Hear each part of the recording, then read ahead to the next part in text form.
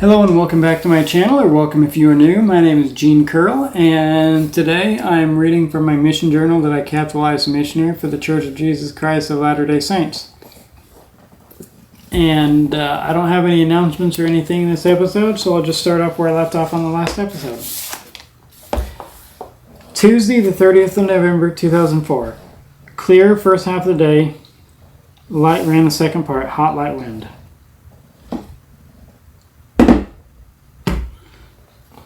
One of my sister Joan's friends started writing me about a month ago. And I got the first letter last transfer, and I got another letter today. So far, the only thing that I know about this girl is that her name is Dawn. She is 18 years old. She's 18, and she throws a half in there to make her sound older. She just graduated in 2004 from Century High, along with 4 years of seminary. She is 5'7", and is slim, has brown hair, brown eyes, and is pretty. She likes dancing, water, and being around other people, as well as having fun. When she was little, her parents got divorced, and when she was 17, her mom kicked her out and told her to live with her dad. She has ADHD, and her mother couldn't handle it. Dawn is my sister's friend and works with her at Walmart. She has been a member all her life. I will probably go out with Dawn at least once after I get home, but I think that the chances of it going any farther than that are about 1,000,000 to 1. It's just ain't gonna happen. I'm not sure if she is mature enough, and she is 5 years younger than me. I don't even know if we would get along or if she is my type or not. Probably ain't gonna happen, but it would be kind of a cool story to tell the kids how we met. I don't really think that I could ever marry anyone until either Heidi B agrees to marry me, or I am 100% sure that she will never marry me. Well, now on with the happenings of the day. We planned the week and then had lunch. While I was reading my letter from Don, John M. knocked on the door and asked if we could read the Book of Mormon with him. He said that while he was walking home from the store, he turned down lots of rides because he felt that he should come and talk to us. We read the Book of Mormon with him for about 40 minutes, or 45 minutes, and I could tell that it really helped him out. He told us to stop by later, which we did. The rest of the day was kind of a wash. Our appointments canceled as did, and while tracting we got chased by a big dog. We had dinner with the S family, but not the ones in the bishopric. We had 2 S families in the ward. We came home at 30 minutes early at 20:30 so that Elder H could study his certification. Elder H had not washed his tail the whole time that he has been here, and it was getting to smell so bad that I did not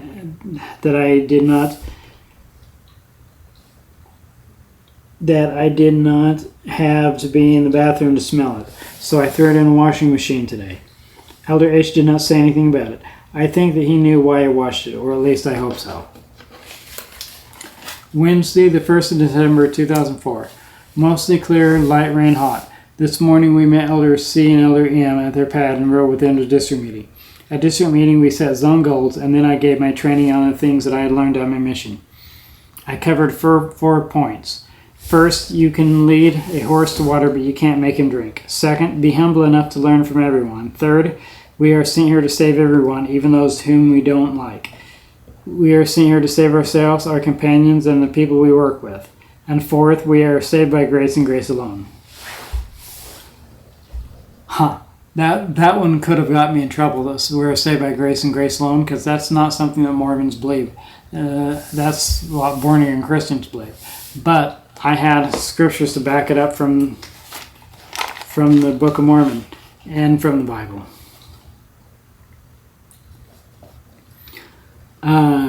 Because most of the members misunderstand this doctrine and think that our works save us, I showed by the scriptures that we can merit nothing of ourselves but saved through the grace of God. The thing that makes us eligible for His grace is our love for Him. We show our love by obedience, but our works do not buy us anything. They just show our love. Then Christ will pay our debt. The Lord will only forgive those who follow Him and love Him, and I can prove the scriptures that if we truly love God, we would not do anything to hurt ourselves or others, at least not intentionally. After district meeting, we had pizza for lunch, provided by Brother Ray D. After lunch, we took pictures in front of the temple. Elder H and I read the Book of Mormon with Carlton, and then went to Sister J's so that I could hook up her solar pump for her. Immediately after leaving Sister J's, we picked up Brother H and went to the church to meet Brother Ian. While waiting for Brother Ian, I helped Sister C set up for enrichment night. Because this was the last time that I would be going on a team up with them, Brother A and Brother H thought that I should say the prayer before we split, and all the rest of the night, at every house, Brother H had me pray.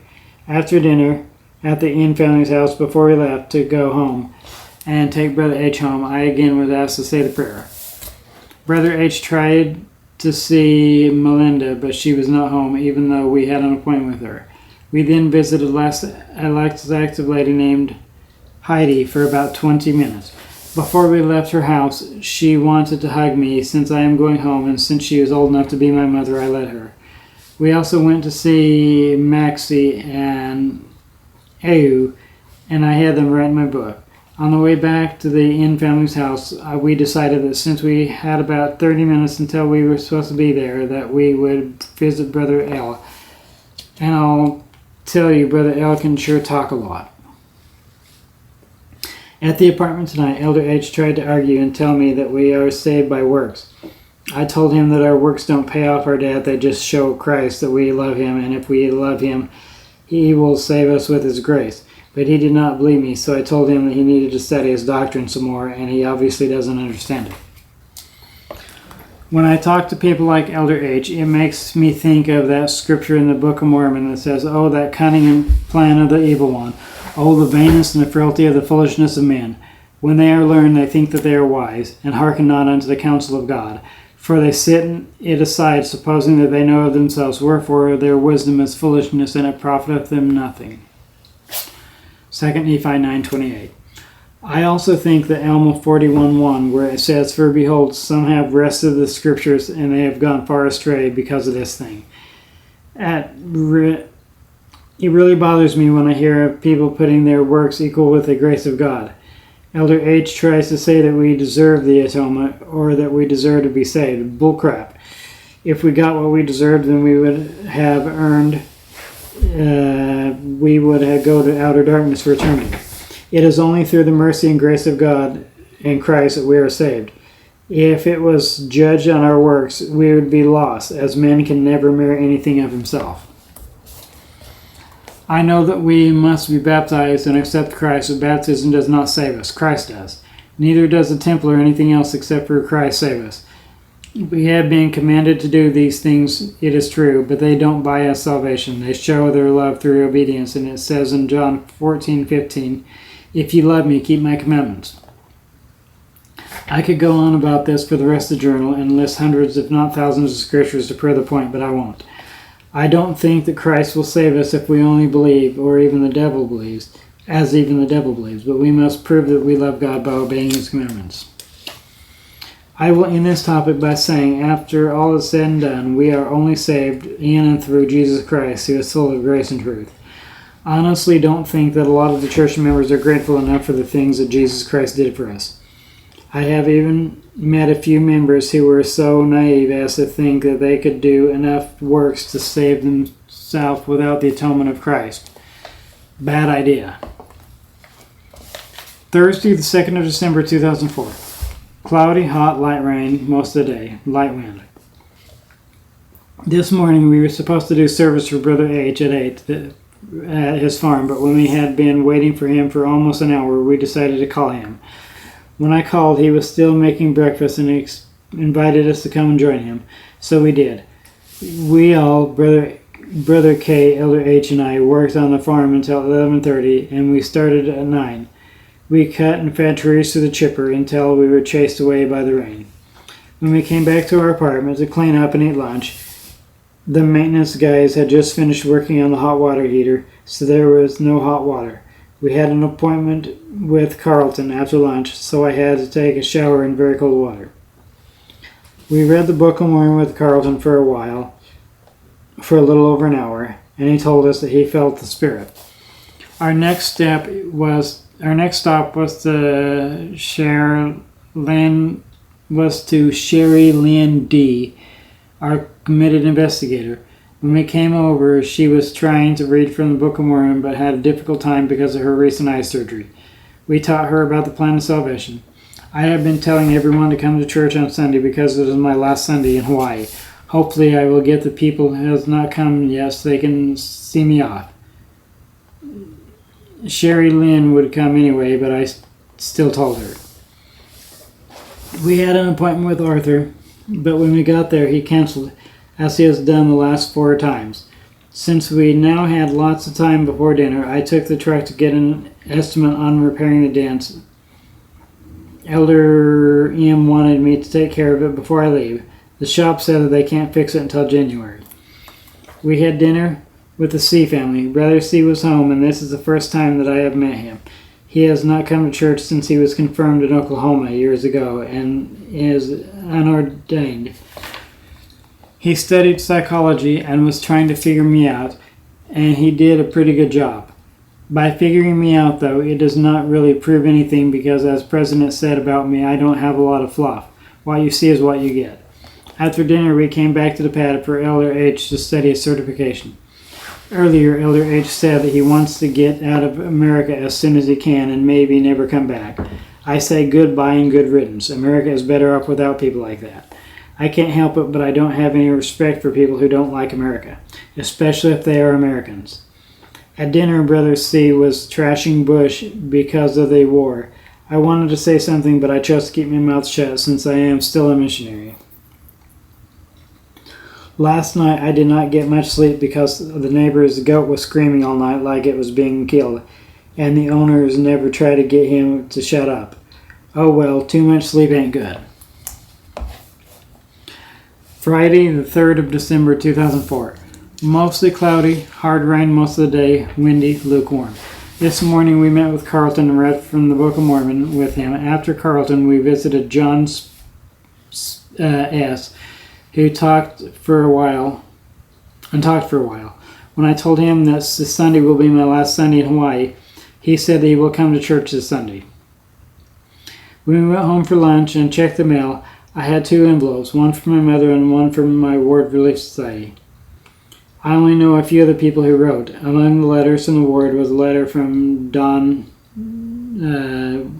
She said that she might be waiting for me at the airport when I get home, which kind of scares me a little because I don't even know her.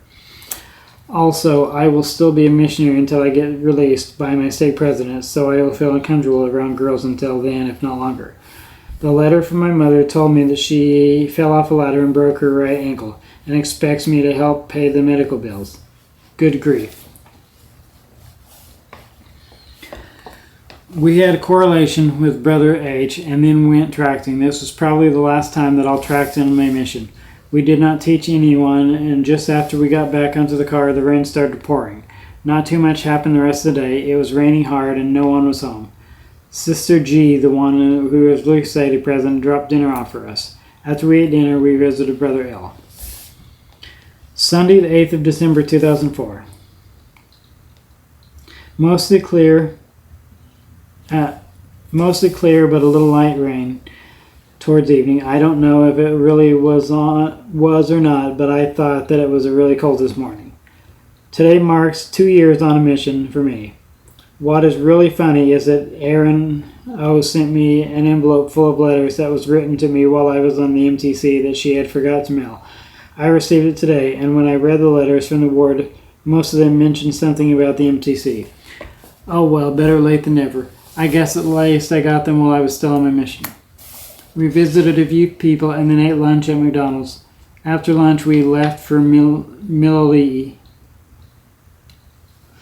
Our trip to Mililii was pretty less effective because no one was home. When we got back from Mililii, we visited Adam and Dominique and took pictures with them. We visited Nosomi and Yoshino, and I had them write in my book. I will get a picture with them at Singles Family Home Meeting. We visited Brian and Stephanie, and they said that they for sure would come to church tomorrow. The A family signed up for dinner today, but even though we called them last night, they forgot. When we came to the appointment time for dinner, no one was home. We were not sure what was up, so we dropped by the bishop's house to call and see if they had left a message. They did not. While we were at their house, I got a picture with the N family. We then tried to see a bunch of inactive members and came home to eat dinner. After I ate, the A family came by around 21:45 and dropped off food from the subway, so I ate twice tonight. For some reason, I decided tonight to shine my shoes, and this was the first time in a little over 6 months that I have done so. Sunday, the 5th of December, 2004. Clear most of the day, but heavy rain in the evening. This morning when I woke up, I thought that I was cold. It was 64 degrees, but then there was no hot water for some reason, and I had to shower in cold water. I did not warm up until about the time the sacrament meeting finished. There was no PEC this morning, so I spent time calling members of my former wards. The first person that I called was Sister C in Waianae Ward. I told her that the people that I was close to and asked her to let them know when to meet me at the airport. She did good for me. I decided that I would have the ward members spread the word as much as possible since I was only allowed 1 hour to call. When I called the T family from the Owailimi ward, I called before church and they told the bishop, and the bishop announced it in sacrament meeting. I was also able to get a hold of a couple of members from the other wards. A fairly good number of people said that they would meet me at the airport. At church, a lot of people gave me lays, and I bore my testimony. When I gave the bishop my fast offering, you should have seen the look on his face. I have been saving my coins the entire time that I have been in this area. It weighed about 5 pounds and counted $13.11. I also put some bills in it. The bishop, upon receiving my fast offering, told me that I was a mean person. I told him that it was all the same to the Lord because coins spin just as good as paper money. After church, we went to see Winifred with Brother H, but even though we had an appointment with her, she was not there. After we dropped Brother H off at his house, we tried to see John M, John S, and Carlton, and a lot of others, none of which were home. We had an appointment with Brian and Stephanie to get pictures with them, but when we got there, we were told that it was a bad time. They also made some excuse for not coming to church today. None of the less active members or investigators came to church today. I got pictures with the P family and got their contact information. Brother P was trying to convince me to go into the military after my mission, and I have thought about it a lot and will probably check into it after my mission. But I am not sure that I will join or not. As with anything else, I will have to pray about it. I had dinner with the G family, and after dinner we dropped by Carlton's to invite him to the First Presidency Christmas devotional. He said he would come. I was getting a little nervous that he might not come, but he did come. When it was about halfway over, Carlton gave me a lay, and I got a picture with him. The last time that I watched First Presidency Christmas devotional was the last Sunday that I was in Idaho before my mission. Now 2 years before, I watched my last Sunday in Hawaii. Monday the 6th of December 2004, mostly clear, light rain in the evening. Wow, another morning shower in cold water. Oh well, perhaps it will help me get used to the cold weather. The water heater will not be fixed in time to benefit me. We had a week plan this morning, and I tried to plan effective things for Elder H and his companion to do. After lunch, we visited John S. and John M., the A family, and the H family. The H family gave me a Tongan tapa. I got pictures with the A family, and they are members, but they are not members, but they are investigating the church. We had dinner at the C family's house. They were having singles family home evenings, so there was a lot of people there, and I got pictures. The C family gave me a tie. We were supposed to meet Carlton at the church, but my magnetic key does not work on Monday. So I did not realize that my key did not work until after the appointment was set. So I called President and asked if we could let Carlton come in our apartment because it was an emergency. President said that it would be okay. And this one time, we had a good Book of Mormon read with Carlton. Before he left, I gave him a hug and told him that I wished him good luck and happiness. Tuesday, the 7th of December, 2004, clear hot. Today was preparation day. I did all of my laundry last night because I knew that it would not have a chance today. I did not write any letters today because I knew that I would be home before the letters were there. This was the first P day that I wrote no letters. The whole district had breakfast at Big Island Grill, courtesy of a Kailua ward member. After breakfast, we all played volleyball at the tabernacle. After volleyball, I went to the zone leader's pad and had Elder S cut my hair. We, Elder H and I, visited a few members and investigators, then visited the C family, and then had dinner with the K family.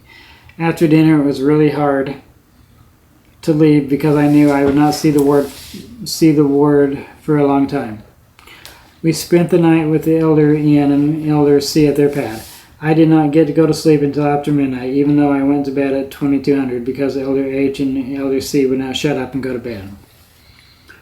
Wednesday, the 8th of December 2004.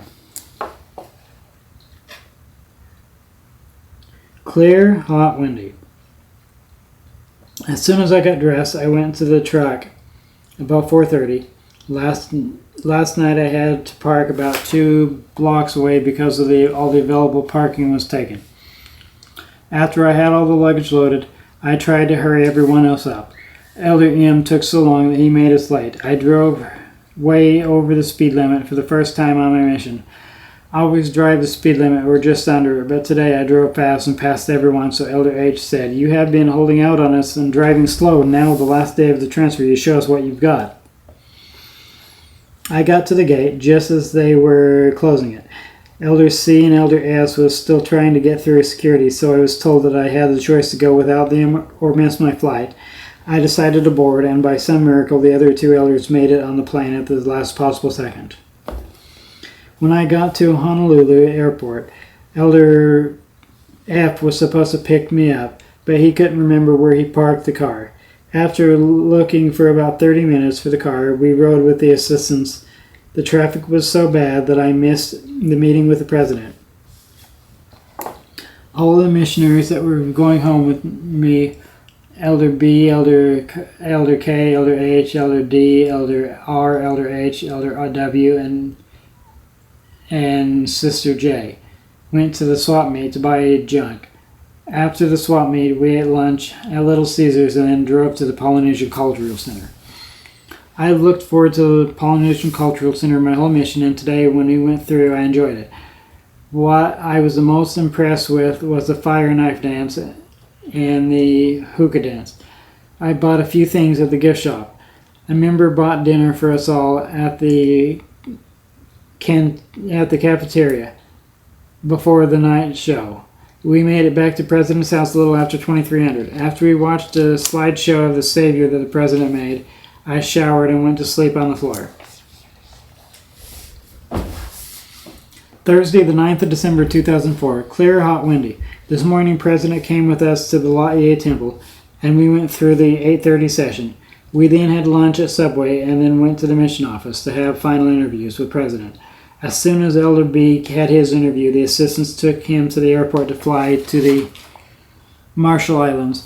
Our group went from 11 to 10. When the President interviewed me, he said that he has a lot of respect for me because I have overcome a lot of things in life and because he has never had to worry about me. He always knew that I was working and obeying the rules. He also said a lot of other things that we talked about, but I should do after my mission. At the conclusion of the interview, President Hawkins gave me a blessing that I would know what to do when I got home, and that I would be successful in life's endeavors, and that I would be able to find a nice young lady to marry in the temple and have a happy family life. He also blessed me that the Spirit would guide me in my search for an eternal companion. I thought that I was a little odd that he mentioned it because I also said in my patriarchal blessing that the Spirit would help me find my eternal companion. After everyone had their interviews, we all went to President's house for a testimony meeting and dinner. I almost cried during the testimony meeting. Dinner was great. Sister Hawkins made a Christmas dinner for us. After dinner, President and the assistants took us to the airport. At the airport, I was met by the B family, the A family, Albert T. from the Nuuanu ward, the C family from the Waiulimu ward, Jim from the Kailua 2nd ward. Jim had lost the election by a small margin, but is still active in the church and is trying to convert his family. I was a little uncomfortable because while on a mission, you are not allowed to touch the opposite sex. And tonight, Brother C's granddaughters, who are two of the prettiest girls that I've ever met, gave me a big hug. It didn't sink in too much before, but when I hugged President and Sister Hawkins before I went through the gate, it really sank in that I was going home, and I cried. I was happy to know that I would soon see my family, but very, very sad to be leaving Hawaii and all the wonderful people there. I tried to sleep on the plane while most of the other elders watched the in-flight movie. The plane left a little after 2200 Hawaii time. Friday, the 10th of December 2004. Clear, cold, and windy. The plane landed in Los Angeles, California about 3 this morning. After a long layover, we flew to Salt Lake City. We left Elder B and Sister J in Los Angeles, and at the Salt Lake, everyone's parents picked them up except for me. I had a 5-hour layover at the Salt Lake City airport before I flew to Pocatello. At Pocatello, I was met by my mother, stepfather, and sisters, and soon-to-be brother-in-law, Caleb. Brother and Sister B and a few people that I didn't know also came. Aaron and Tanya came, but when my plane was delayed, they had to leave. This was about the weirdest day of my life. I was happy, sad, and all kinds of other emotions all at once. I was not sure if I was happy to be home or not. The first stop was President Clark's office at the Stake Center. He interviewed me and made sure that I obeyed the rules on my mission, talked about what I was going to do, and talked about marriage. He told me that there is no time limit on getting married and told me not to let anyone tell me that I have to get married by a certain age, but that at the same time, don't delay marriage.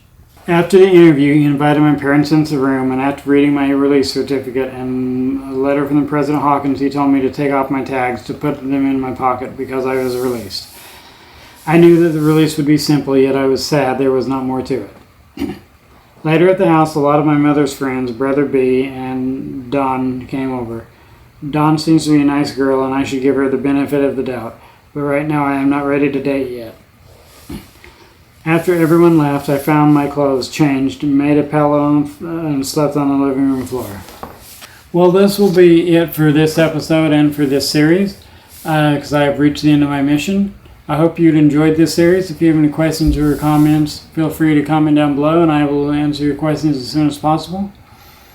With that said, thanks for watching. I really appreciate it, and I will catch you in the next video, though I'm not sure what the next video will be. I will have another one coming up, so as I said, thanks for watching. I really appreciate it, and I will catch you in the next video.